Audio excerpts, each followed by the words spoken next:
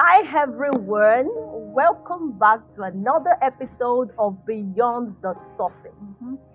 My name is Tobiloba Grace Odofin, and I'm here with my co-host who will be sharing our own story, and her name is Folakemi Yemi-Olaniyi. Alright, today we've got a very fantastic story. Honestly, this one, deep gone. In fact, you're going to be learning a lot from her story. I've heard her story, and it's so touching. You will know that it takes someone who has really grown, someone who has really healed up, to share that kind of story. And I want to believe that you're going to be so blessed by listening to her story. Folakemi Yemi-Olaniyi. The beautiful girl of Jesus. Yes, I take my flowers. So you're going to be sharing with us how was growing up for you. Okay. Thank you so much, everyone, for liking, following, subscribing to our channel. We really do appreciate you, and I hope this particular story of mine blesses you and gives you hope, for a beautiful tomorrow. Yeah. So, I was born into a family of five. Okay, so when I say five, I meant 5 children.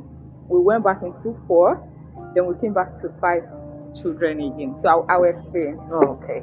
So I'm the firstborn, and I grew up from my mom and dad. I saw them live together, but not really together, But as children, my mom really did not allow us to get into their matter, So even when things happen and I want to proclaim it, she always says, "It's none of your business. It's none of." So but I was just observing them from afar.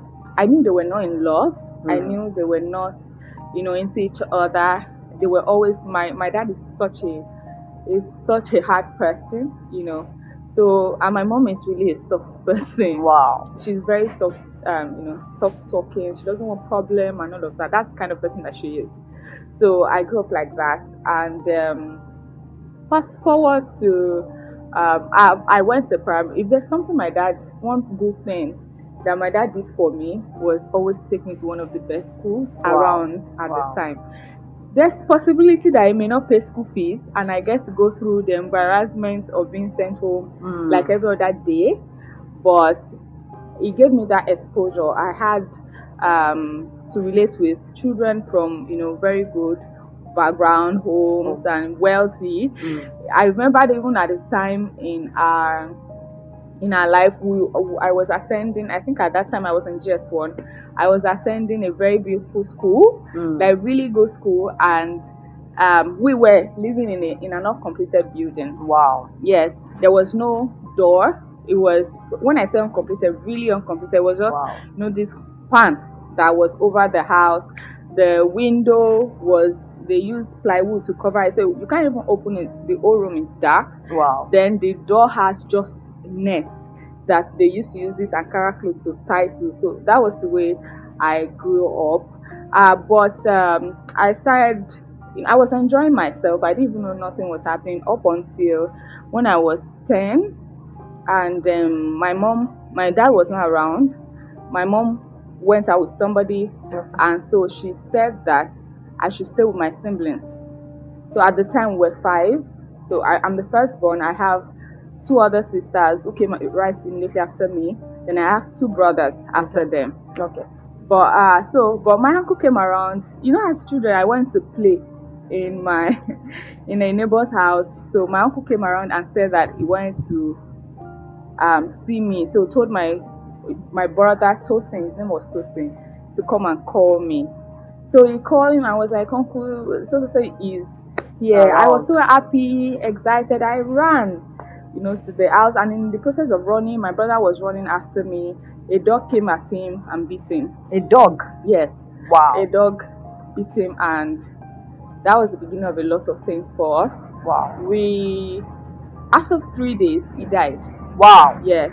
After 3 days, he died, and for a long time, I was labeled the person who killed my brother. Wow. Because I didn't stay where I was asked to stay with my siblings.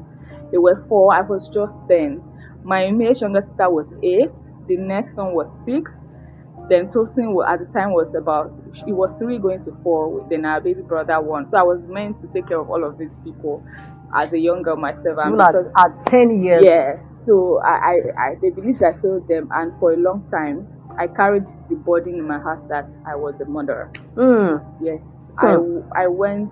If you see me love up on my siblings a lot at the moment, is because I learned to love them, because I felt like, let me make sure that these ones that are still alive, you make up for. I make up for it. So I loved up on them a lot, But that happened, and my mom and dad, that particular experience really got to my dad. That was the first time I saw him cry.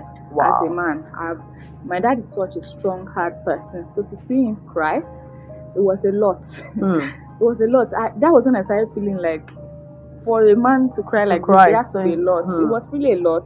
And so after that experience, my dad decided that he wanted to leave Lagos. That he said it's in Yoruba, So he wanted to leave Lagos and go back to his home state, which is Ondo State, Idore. And we were.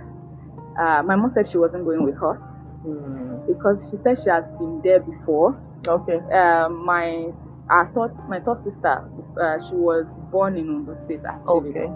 So my mom said all the time she was there, that dad really abandoned her, and that if she was in Lagos, all her family are in Lagos. So she had someone to always talk to. But there, she was just all by herself, no friends, no family, no nothing. So that she really, if you see Bukola's skin is a little bit fair, not because maybe we are fair in our family. It's just because at the time my mom was so abandoned that she was feeding from the apple, the pawpaw in the compound all through the pregnancy.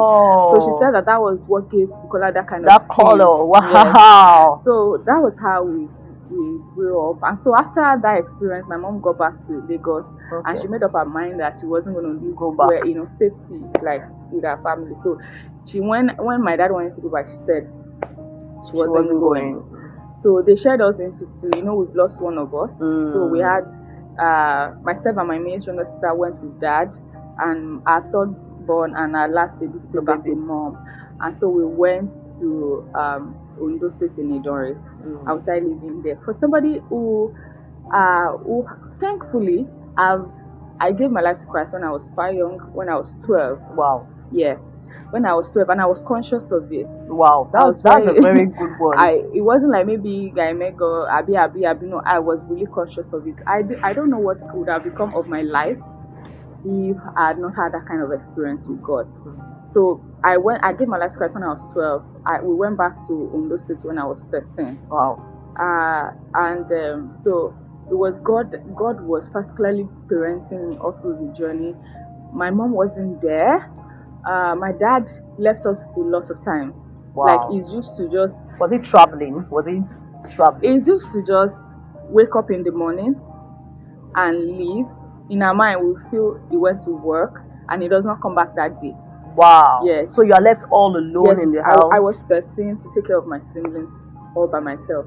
So I learned to just be the mother, be the father, even at that age, because I had to think of what to do. Yeah. My siblings were not even having it.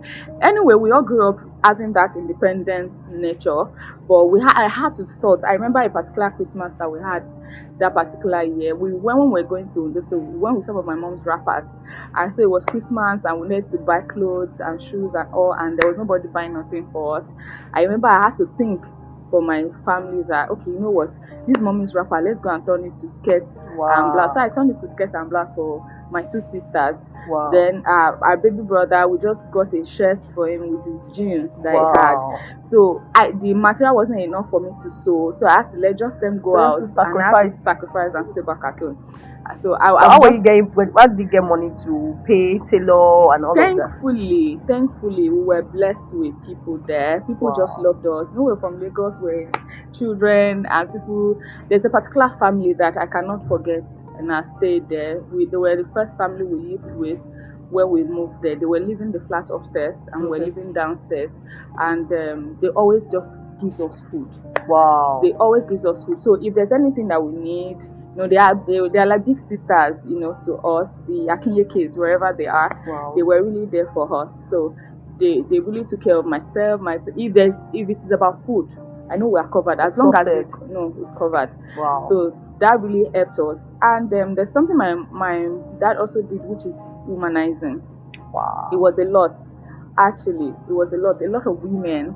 A lot of coming women. into the house. No, he's so principled Okay. that he doesn't bring them to the house. Okay. Really. But we just know maybe they were passing, they branched and they were leaving, all of those things. Or sometimes he says we should go and get something from that person. Okay. So we just know. You'll be reading the yes, lines. You understand. At one time, my dad once told me that we should not worry. He was going to bring my mom back to us. And I knew that my mom had already told us that she wasn't coming. And so I was wondering how my dad was going to do it until my younger sister used to fight with all of those women that they are coming to take my mom's space. So I used to tell her once that did your mom say she wants the space, as a young child. But when I just felt led not to fight with any of those women. It wasn't like I was acceptive of them. I was just not fighting with any because of them. It's not in my place, to pick whatever for my dad. So I wasn't he wasn't having that kind of conversation with us. So, but one of those women, we went to visit one time, and she called me aside, and she asked me that, do I have a picture of my mom? And I said yes. She said I should go back home, make sure that I tear that pictures and throw it away, because my dad is coming back to take that picture from us. That's that kind of thing. So I took the picture, and I remember that he had seen those pictures with us, that I was even angry that what are we doing with this picture, we should go back to our mom, and I like that. So I always keep it from him. I didn't even know that he already had a plan. So I got home, I saw it, burnt it, as a matter of fact. Wow. So when he got back and he was asking that, hey, where is that your mommy's picture and all of, and I told him that my younger brother was playing with it, and he thought so we just threw it away, but he slapped me. Wow. He said he was trying to help you to bring your mother back and all of that. How is the picture connected? He won't tell you anyway. That's when I knew actually that there's a major thing there, and I felt like it's better she's where she is, and whenever we're ready or grown up, we'll be able to find her. Then she comes back and she's not okay. She's not okay. So I was like, there's no point. So we kept living like that up until secondary school. I was done with secondary school. I spent about 4 years in Ondo State. Wow. So I came back to Lagos with my younger brother. I left my two older siblings, they were not done. So I came back with our baby brother because I couldn't leave him behind to join my mom. But was he with that consent? Yeah, I told him right from time that I was leaving. When I was 13, that was when we moved to Ondo State, and that was September. So from somebody that was a girl from Lagos, and I'm not just a girl from Lagos. As a matter of fact, I'm a girl that is full of goals and dreams. I grew up having two sides to life. Like, I was living a particular side, and church and family gave me exposure to another side. Oh. So God bless church, I must say. It's doing a lot in Yeah. the lives of people. Yes. So I knew that I didn't want the life we were living. I wanted more. So now you taking me from Lagos to Ondo State, where teenage pregnancy was pure water, like everywhere. A woman of 30, 35 is already a grandmother. So I wanted to, and I know that I am meant for a soft life. Like, I cannot go to the farm. Oh my goodness! My secondary school, they used to give us portions, to cut. I can't cut it. I tried. Sincerely, there was even a time I wanted to even learn how to cut grass. I couldn't cut it. My friends will always come around to when they're done with their students. So I knew that if Folakemi, if you fuck up and get pregnant here, you are done for. Like, you have to. So I knew it was a life I didn't want to live. So I was conscious of that as a teenage girl. So when December came, I ran away from Ondo State with all of my siblings back to Lagos. Wow. Yes, it was so funny. From Idon, we got to Akure, had packed our bags, 4 of us, and we got to Akure, and they were asking us inside Lagos, and your boy, who is taking you? And I gave a lie, a big fat one. I told them that we're in a boarding house here, and that we need to go back to Lagos, go meet our parents, and that they are waiting at Beggar for us. So they had to, they were like, oh, okay. And it wasn't a time of phone. Maybe there was phone, but it wasn't common. Even those drivers, I wasn't sure they had any phone with them. So it was, they just had to believe it. It was well cooked up. They believed. So that was how we got into the bus down all the way from Ondo State to Lagos State. I was 13. Wow. My that was 11. Wow. The next one was 9, and our baby brother was 4. Wow. Yes, so that was how we all got to Lagos, and I got to the house we were living in Lagos. My mom was even shoveling, she wasn't really staying there. But that day, it happens that she was coming there because I didn't even know that she had left the place. But our neighbors were just looking. I told them I was one that brought everybody. They didn't believe it. When my mom got back and I told her that I was one that brought everybody. Everybody was shocked. Like I was 13. Everybody was so shocked. Then I slept and woke up the next morning, and me waking up, the first person I saw was my dad. Oh, it was a mess already in those days. Like it was already a mess. Whoa. Immediately he saw me, he said, calm down, Master. Before we hear that I'm in London, that you actually just calm down. And so they had a discussion, and my mom called me to say that Folakemi, you still have to go back with your dad. You know, that he won't allow you to stay here with me. You still have to go back with him. And so I realized that there was nothing I could do. But I made him make a promise for me that I would always come back to Lagos every holiday. Was already saying that there's a need for your mom in your life. Yeah, it wasn't. I don't know if that was what he was saying, but he just knew that I wasn't a child that you can come. Okay. He knows that I won't speak, but I have my plans. You know, I'm that kind of child, and I'm still that kind of person anyway. So he promised I will always come back. So every holiday I will always come back to Lagos. So today I can come back with my immediate younger sister. The next one I'll come back with the next one. So I've never had any reason to come back with my brother except until when I was done with secondary school. I knew he didn't want me to live with him. Okay. And my brother, I couldn't leave my brother with my dad. He was very young. He was quite young, and my dad smokes.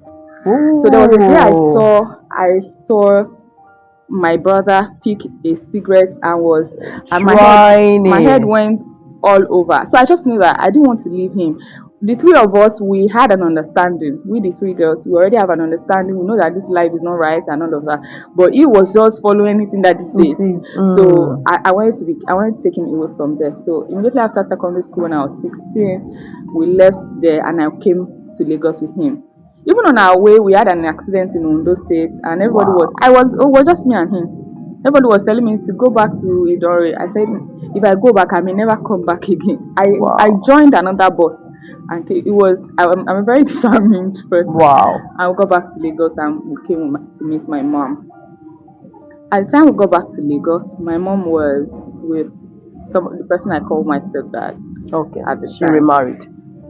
When you say remarried, at least there has to be a wedding, right? Okay. So it was with she was with somebody else, and I know the person anyway. They've been friends for a while. So, and I got to really like this person because he was everything my dad wasn't. You know, the way you are young and you just wish that, you know, as children, I used to keep diaries and write a lot of things that you sometimes think that I wish my dad was like this and not like this. So you're now coming to the reality of that your wish, like God was answering your prayer. So I had him. It was so amazing. He did a lot of things. He was there. He was interested in my academics. Wow. He was interested in everything I had to do. He was just in there, you know, up until it got to the point where he raped me. Wow. Yeah. Wow. And after that happened, actually when it happened, I didn't know the volume of what has happened to me. Before the rape, was there any trace Did you notice anything? Maybe a way, is there any way he looks at you, or Okay, that should make you suspect before that time? he he wasn't looking at me for, I just felt like he was being caring. You know, when you have not been exposed to being cared for, Careful. So and you you can't had, really pick I didn't when know the difference as it were. Okay, You know, I really did not know the difference as it were. The only thing I know is that my mom was always conscious, telling me, you know, we were living in a room and parlor. So my mom was always saying, Folakemi, get dressed. Folakemi, cover up, you know, all of those things. So I'm always like, this woman is stressing me. You know, I didn't know if I was leading him on that way. I don't know. But you know, you bathe outside and you come in to dress, you use clothes, and I'll just dress up. And if I've worn my underwear, I feel you are covered. I feel I'm covered. I just remove things, you know. And he will not leave the room, and I cannot go and dress outside. You know. So that was it. And after that particular experience happened, a lot changed about me. Like really, definitely, I became more. I was introverted, but it went another level. Wow. Like I just shut it. I shut everybody out. I was quiet, really, really quiet. I was just always observing, looking at people, just wondering. If I get to open my mouth to talk, it will be a question. Because I was just wondering what's happening. You know, asking questions, what's happening. So that happened, and I didn't tell my mom. I didn't tell my mom because nobody got to know about it. Love for the first time. And I felt like a destroyer again. First, I took her son from her, remember? So now I want to take somebody who loves her from her. So I didn't say anything. And there was nobody really around me to talk to. So I didn't talk until, though I was misbehaving in the house to him. I would sometimes do things. My mom would report me to my big mom and all of that. My big mom was sensing. She was really sensing. She would call me. She would ask me questions stylishly. I knew she was guessing, you know. That's your mom's sister? My mom's elder sister. Okay. She was guessing, but I didn't say a lot to her. Too, but I was happy that at least she was having an idea that something is wrong somewhere. She's paying attention because she knows me. I lived with her for a while too. She knows me. She knew what I was capable of. So she was wondering what was happening. You know. So I went. I gained admission, and I went to school, and it really was affecting me. If you come close and you're trying to be nice, I'm always guiding, like blocking defense, like just don't bring it, don't bother. I know where you're going. You know? Eventually you're going to hurt me. So I was, and apart from that, I became somebody who was sacrificing myself for other people. Like if for example you want me to do something, it's going to be hurting me, but it's going to make you happy. You don't mind doing it. I don't mind just to make the person happy. I was trying to find myself in all of this. What's happening to me? What's happening to me? I wasn't happy. I wasn't playing. Even in departments, I remembered lately one of my friends that we went to school together called me and was like, Folakemi, is that you on Facebook? Oh, I'm like, yes. We didn't know this version of it. Wow. We went to uni together. I don't talk. I don't do nothing. I was in a choir. I don't sing. No, but people don't even want to come close because they don't even know who they are. They don't know what I have a friend who is really close to me. They will go and meet her and ask her a question because I know they will meet her, and that one too, she's free spirited. She can tell them things. I don't tell her things as well because she will tell them. So if they want to find things about me through her, you know. So I was like that. I was really quiet, and but when I was in 300 level. No, 200 level. I had an experience in my church, my fellowship. Somebody was preaching. Preaching and talking about being raped, abortion, and all of those things. And I came out, and the person was praying for us to be free of guilt, free of all of those things. And for the first time, I felt seen. I felt heard. I felt like God was even like me small, you know, because I feel like okay, we are not even part of God's. I'm not part of God's Jesus. Children. Like I'm not. You are not in His agenda. Like, what will He be looking at for all that to happen? So after that, I started trying to read books. God bless Joyce Meyer wherever she is today. Wow. Amen. God bless her wherever she is today. I consumed her books. Wow. Yes, I read everything that she wrote at the time. Battlefield of the Mind was my deliverance. Wow. Yes, it was my deliverance. I realized that the enemy I was actually fighting is right inside of me. I know that every other person outside did one or two things, but the person I need to figure out is that person that is talking on my inside. And so I started coming out gradually. When I was in 400 level and I was my younger sister was leaving school, secondary school. She was coming back to Lagos, and I lost my peace because I wasn't sure if my stepdad won't do the same thing to her. At what point were you? What class were you when this rape thing happened? I was done with secondary school. I was 16, but I was done with secondary school. Okay. So which means you were probably waiting for admission into the uni. Yes, it was that 1 year of doing jam. Yeah, okay. I was 16. I finished, you finish. That actually happened in around September. Okay. But I finished school in June, and immediately I was done, I came back to Lagos. Okay. So this thing I'm telling you, I even had there was a guy I was dating when I was 16. Who my mom knew, he knew, everybody knew, but the guy knew I was a virgin, and so when that happened, I had to break off that relationship because now when he was trying to do one or two things, I told him I was a virgin, and he left me alone. I couldn't go back to him to face him to say, the person that you trust, so that you're doing that, was one. I just want to have that conversation, so I cut off that relationship. I told him for the first time. He didn't know why till tomorrow. Why you cut it off. And then there was even a way of helping him, because even if you try to tell the world this is what happened, they'll say, "How about that boy? Are you sure he's not the one?" Was there anything like pregnancy? Were you did? There was a time I didn't see my menstruation. Okay. And I told him that I've not seen my menstruation. He just went out and came back and gave me something to use. And I kept asking, what's this? And he said, just use it. And so I used it, and my menstruation came the second day. Oh. I didn't know what. Maybe I don't want to because I know a lot of drugs right now, but I don't want to assume that it was what it is or what it was. But that was what happened at the time. Okay. And so I left secondary school, and I knew, I was in uni 200 level. My sister was done with secondary school. She was coming back to Lagos. Yeah. And I was scared that same thing can have a repetition. So I remember that I had a brother in the fellowship. Okay. Who was really an amazing brother to me, by the way. He was really, really there when it comes to spiritual things. He was one that showed me love. I was used to people loving me because they wanted something from you. So it was the first person that would love me for no reason till today, for no reason. God bless Brother Olubi.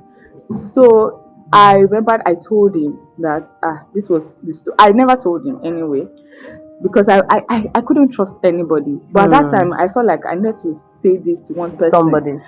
So I told him. And he was like, Folakemi, you need to say this to your mom. You need to say this. So we started praying and asking God for our best to tell God, my mom. Your mom. And God put in my heart to speak with my big mom, my mom's elder sister. That woman is such an amazing person. So I just sent her a message that, hello, mommy, this person that everybody calls my dad is one that is virgin to me. I sent it to her. And she just called back and she was like, hello, Folakemi, is that all that happened? I said, yes. So what do you want me to do? I said, I want her to help me tell my mom, because I don't want to tell my mom and nobody's with her and she breaks down and everything. So she was like, she did handle it. She called my mom to her place. My mom, I just got my mom's call like 7 a.m. in the morning. She was already with her and was crying all over the group, was crying. You should have told me. I said I tried. I sincerely tried severally, stylishly, That's why as parents now, we should try and be observant with our children. Like, sometimes they're scared of us. They don't know how exactly we're We'll going take to some things. So they get to test us with one or two. They get to ask us, what of if you need to have a conversation with that kind of child to be able to explain so that you can really know the details What of is happening? you know. So I Yeah. tried with my mom severally. Is the way she gave me answer that I felt like it's like my mom is in the love era. Let me let her be.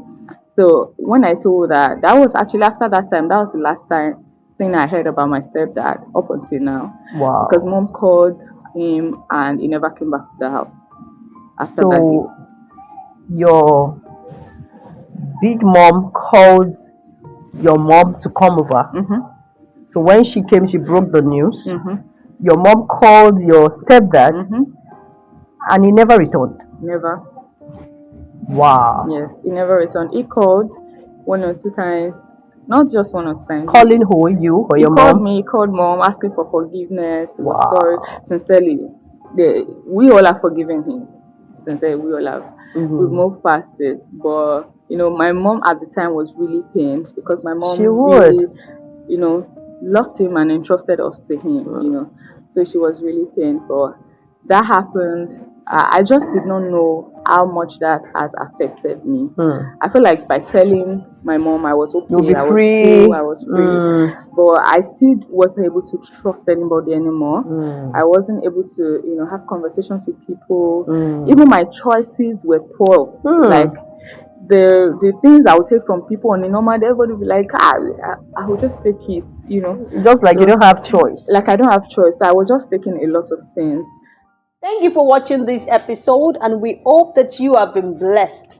If you have questions that you would like us to answer, kindly send them to the email on your screen. Please remember to subscribe, share, and comment. We'd like to have you in our community. Thank you, and God bless you.